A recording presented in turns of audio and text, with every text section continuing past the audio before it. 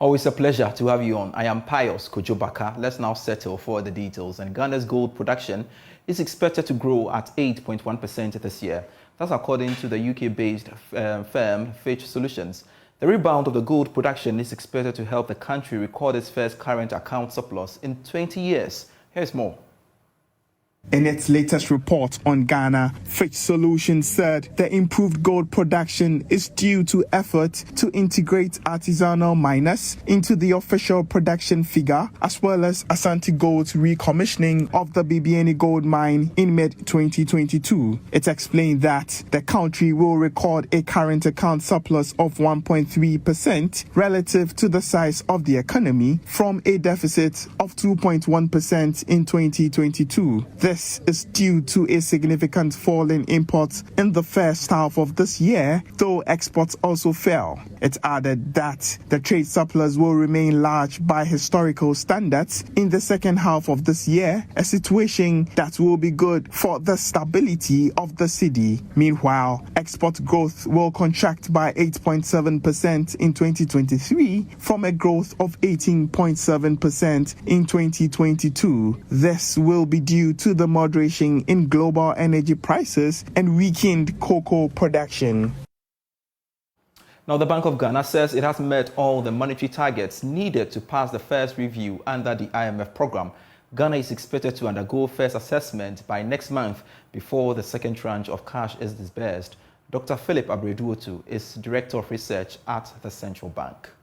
The key indicators in the monetary space is one of zero financing of the budget, which under the program is supposed to be kept zero. That has been largely respected. The other issue was to keep inflation close to around 42% for June, and that is where actually we are. We are within the inflation target band. And then the other one, which is the most important, under the program envisaged that we would draw down on our reserves. The program was envisaging a drawdown of about $100 million. Contrary to that, we've built $1 billion in reserves for the first half of the year. That puts us in a better position, Q1. And I think we are in a better position to go through the first review successfully. On the monetary side, I think we are doing so. On the monetary side, we are doing very fine. And I think the fiscal authorities are also putting in a lot of effort to ensure that we don't trip. Will we trip? I don't think we don't trip. We should be confident. And we are building enough reserves to help support the currency. Well, I just told you that in the first 6 months, we built $1 billion in reserves, as opposed to a drawdown. The program envisaged that things were going to get a little bit tighter and that we were going to draw down. But George, we've had some positive benefits from our Gold for Reserves program. And to some other stories, the Chartered Institute of Human Resource Management is making a strong case for government to set up a fund to support enterprises amidst the current economic challenges. The institute said this would cushion the operations of these businesses to be more resilient, not to lay off workers, as well as reducing the pressure on human resource practitioners. President of the institute, Dr. Edward Kwapon, explained that the hike in inflation is taking a toll on the operations and he's been speaking to Joy Business at the 2023 conference ceremony of the institute. Management must listen, or government must listen to HR to know what the concerns of employees are. And in the face of all the difficulties, give assurances that when better times come, you'll be able to respond to them positively. Perhaps government may want to set aside a fund to support enterprises that are collapsing as a result of the harsh economic conditions. A fund to kind of, like an insurance kind of arrangement to support employees who may lose their job. Because day in, day out, we hear calls for the closure of certain businesses because they are not making it in terms of profit, in terms of even survival. You know, the bottom line is so low. And so then, yes, we need to. We also need to assure government that in the event of redundancy, we will do our best to negotiate the package so that it will also be a win-win for both sides. Councillor, active Accra chapter member as well. Sarah Quay of Ghana has petitioned government to exempt them from the payment of the 21% luxury vehicles tax, as it is hampering the potential for growth and prosperity within the car rental sector in Ghana. President of the association, Michael Sapon, said his members are being disadvantaged by the tax as tourists prefer other forms of transportation due to the high cost of their service. There is more in the following reports.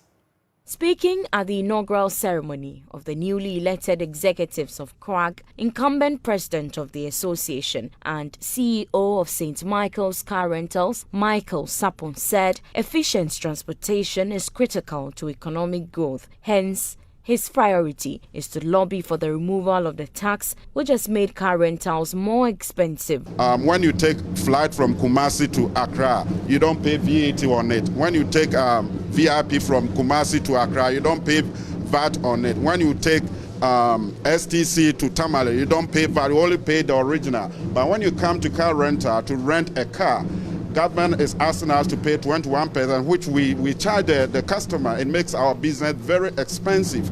So all the transport system, government doesn't ask them to pay VAT, but us, we are charging 21%. That is taking us from our business. And the tourists, when they come to the country, they're complaining that our business is very expensive. Speaking on behalf of the Chief Executive Officer of the Ghana Investment Promotion Center, Yofi Grant, Edward Latte Sean, pledged to assist CRAG in its role in fostering the country's tourism industry. Usually people don't see the importance of the car rental industry, but when there's a major conference, that is where you see people looking around for vehicles. And I must say that the industry has tried very hard to upgrade its standards. Now most of the vehicles on the road are very good. The GIPC will continue to play a pivotal role in the development of the tourism sector, and we would like to assure the Car Rental Association of Ghana and all investors, both foreign and local alike, of its cooperation to facilitate various investments and joint ventures to drive economic growth. Director General of the Motor Transport and Traffic Directorate, Francis Ebenezer Doku, charged new executives to intensify training and capacity building for drivers to avoid road accidents. The car rental in the tourism industry has been of importance value due to the fact that the presence of vehicle rental companies on online platforms has increased sales significantly. I therefore urge that for tourism to strive in Ghana economy by foreigners, special attention should be given to car rental companies and operators, especially drivers, to gain access through training drivers to avoid road accidents. CRAG has about 1,500 full-time staff as well as almost 20,000 people in the rental value chain consisting of auto mechanics, spare parts dealers, vehicle dealerships and part-time drivers. In more business stories, raw ginger production in Ghana increased from 65.3 tons in 2002 to 94.72 tons in 2021, growing at an average annual rate of 1.98%. But production is faced with a myriad of challenges, including degrading soil, fertility, and post-harvest losses. In this episode of The Food Chain, Emmanuel Bright Kweku speaks with ginger farmers at Nkwawie District and experts at the Soil Research Institute on improving ginger production.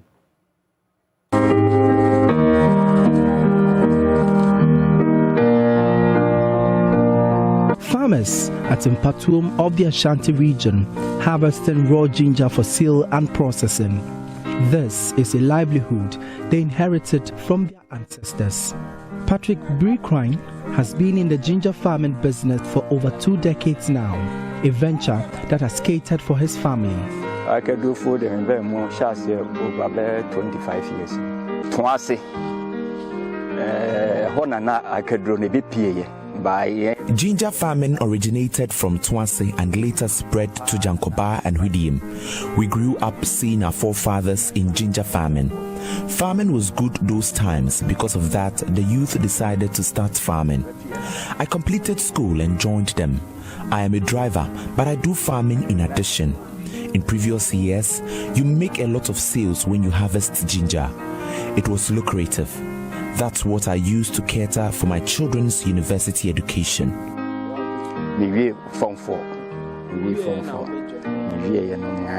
The Achimangwa-Bieja district is one of the largest producers of ginger in the country.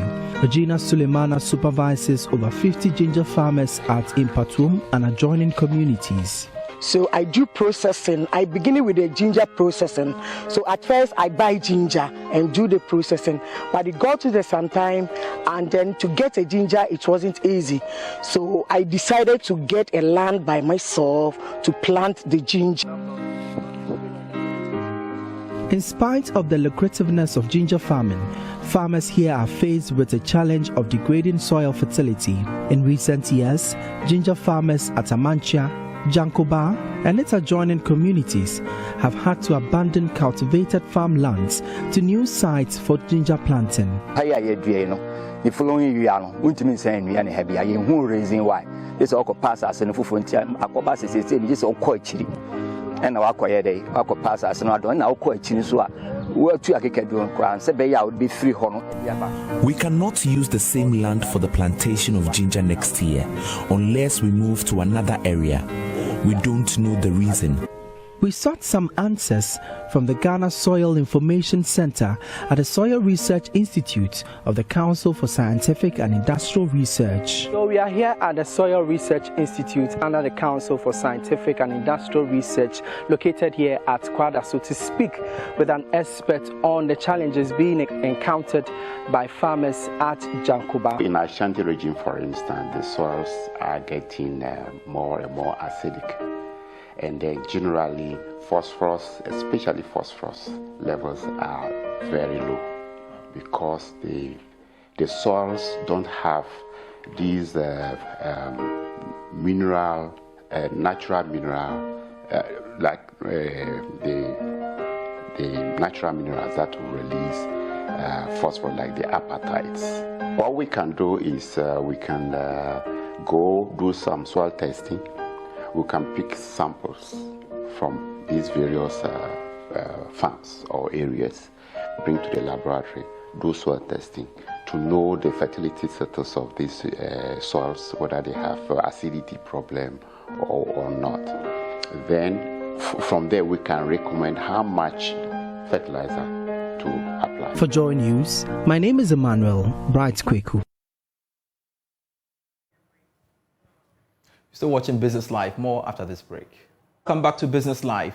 Deputy Minister of Food and Agriculture, Yao Frimpong Ado, has reiterated government's commitment to providing the youth in agribusiness with the needed resources to scale up. According to him, the youth hold the key to addressing major challenges to ensure food security. He was speaking at the Agricultural Innovation for Africa conference organized by the Cosmos Innovation Center.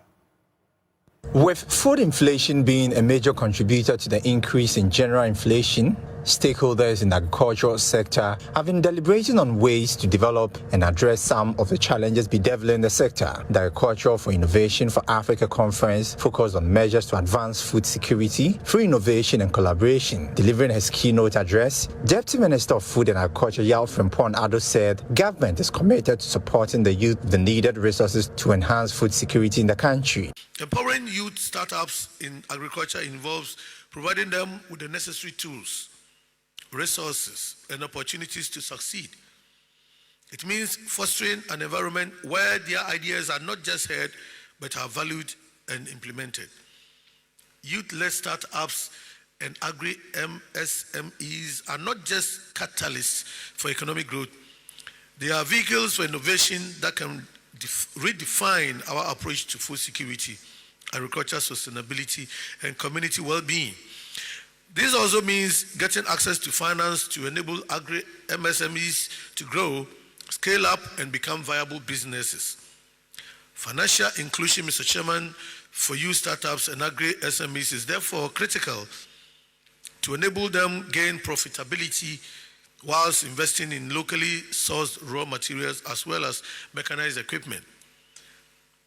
as a ministry, Mr. Chairman, we are committed to the vision of ensuring a modernized agriculture culminating in a structurally transformed economy and evident in food security, employment opportunities, and reduced poverty.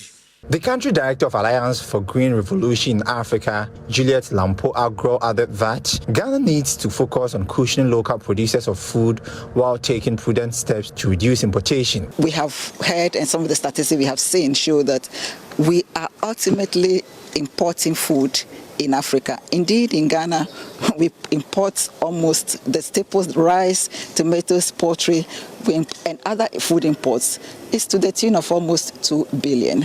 And so if we are depending on external sources for food, then it starts to reason that we are at risk. But the challenges are there. It's because the climate change is hitting us badly. Recent issues with inputs, fertilizer, for instance, agricultural production inputs are hitting us badly. And so farmers are unable to produce as much as they should. The stakeholders also called for intentional investment in the youth involved in agriculture to enhance economic growth. Now, the Volta Regional Coordinating Council, in partnership with the Association of Ghana Industries, has launched the 6th edition of the Volta Trade and Investment Fair. The fair, which is themed leveraging the African Continental Free Trade Area for Economic Development, is slated between 26th November and 10th December 2023. Speaking at the launch in Ho, the Volta Regional Minister, Dr. Archibald Lecha, said the fair seeks to promote industrialization to nurture the region's private sector.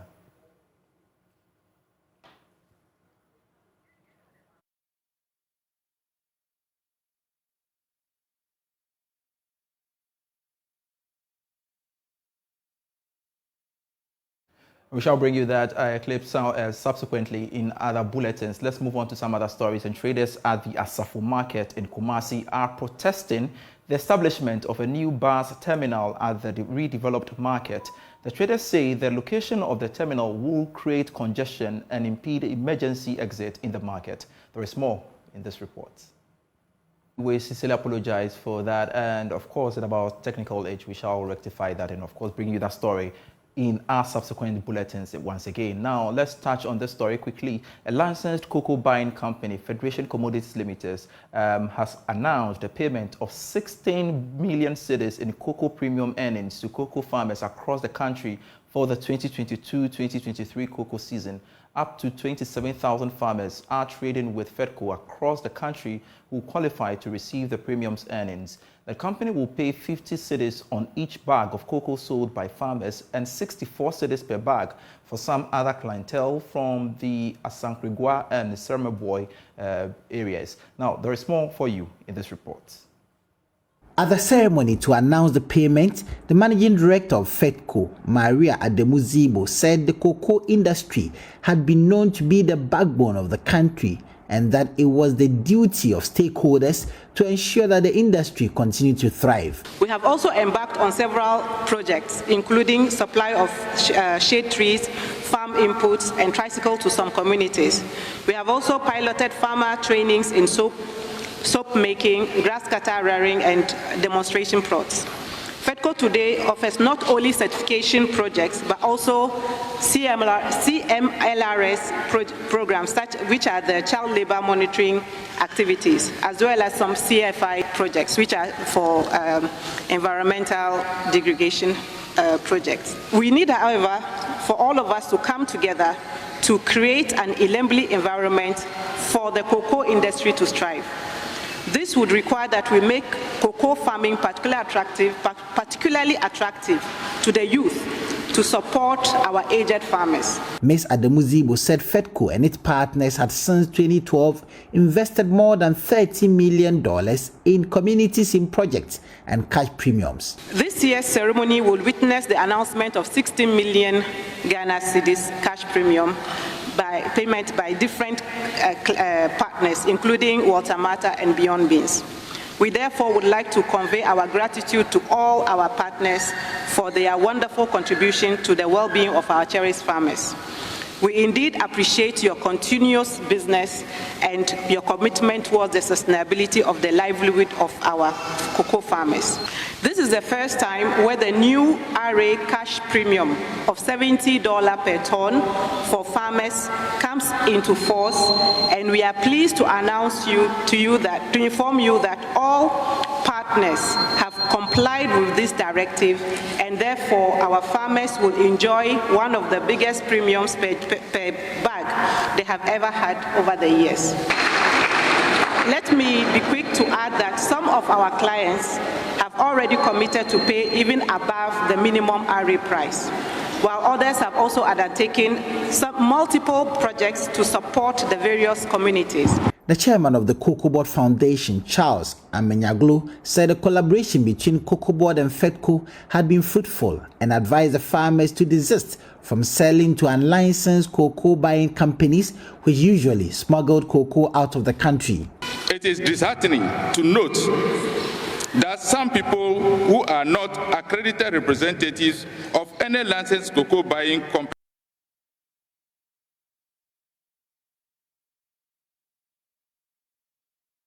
beans which they intend smuggle outside Ghana. We want to reiterate that such activities do not only deprive farmers of the benefits of their premium, but undermine the efforts of Cocoa Board to strengthen Ghana's economy through higher cocoa production. To stem this tide, Ghana Chairman, Cocoa Board has put in place a juicy reward package for informants and arresting officials.